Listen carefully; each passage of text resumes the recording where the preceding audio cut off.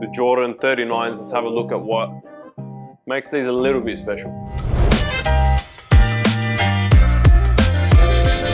Someone explained to me why there is 29 printed here on the upper and on the Rearfoot here for the Jordan 39s. I don't get it. Look, they've gone with the nubuck leather here in the toe box and an underlaying leather that goes all the way through, and it's capped off with a nubuck leather Rearfoot posting. Now, to be fair, the breathability was quite nice on these. The only issue I had was the containment. So when I was doing those side-to-side movements, the shoe wanted to just fold in on itself and my foot did not feel stable when I was hitting those movements. So containment not all there, but good amount of breathability. The tongue itself, enough cushioning there, especially around the ankle joint. You do get an extra bit of rubber material around there, around that Jordan symbol. But as you go further down on the tongue, it gets a little bit thinner.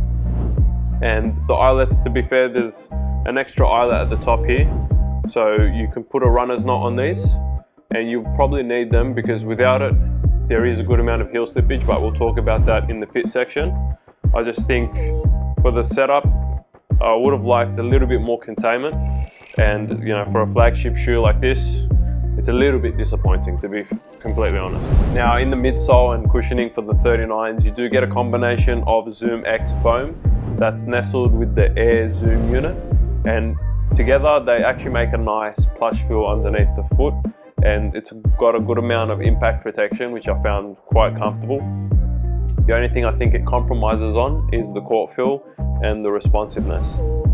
Now, it does feel a little bit clunky under the foot as it's a little bit heavier, but overall, if you do want to add a little bit of responsiveness, you can pop out the insole from these and pop in like a carbon fiber plate orthotic, and that will add a little bit of responsiveness. But overall, this probably sits more on the impact protection side of things as opposed to responsive or court feel nimble type of shoe. So the 39s have a translucent rubber that carry a herringbone pattern right throughout. And to be fair, the grooves aren't the deepest, so just be wary of wearing these on an outdoor surface. These do pick up a good amount of dust. Even on an indoor surface, you will need to wipe every so often. But I just wish they had a bit more of a lateral flange on the traction, because the uppers were a little bit disappointing in terms of containment. So a little bit more of a lateral flange would have been nice to get a bit more of that stability on the outside. But overall, I think if you warm up the rubber and you really dust off every so often, you shouldn't have a problem before a game situation. I just think the traction itself is probably more suitable to indoor as opposed to outdoor. Now for the Rearfoot and fit, this is where I had a little bit of a problem with the 39s. Now, with the runner's knot, if you do use it, the material on the side where the shoe collar is tends to want to dig into your ankles. If you don't use it, you're going to have some problems with heel slippage. Now, this is me going down half a size. I was still having problems with heel slippage. You do get a good amount of cushioning in the back, but I don't think it's enough to actually contain the heel in the shoe.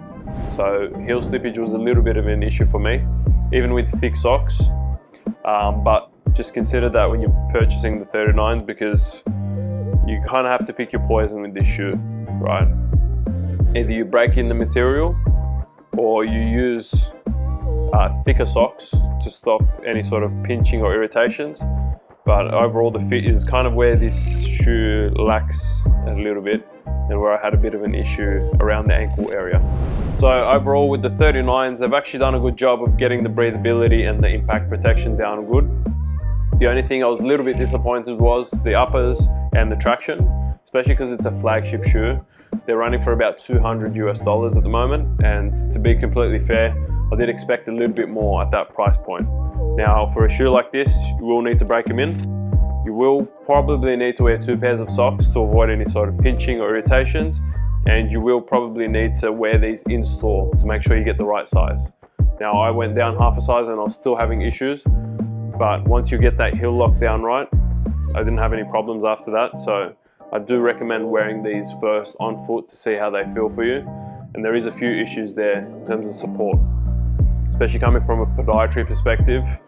These aren't the most, I guess, the #1 recommendation I'd have for certain people. Very very specific type of people who like this type of shoe. But if you want to check a playlist that has other footwear reviews, check this one up here.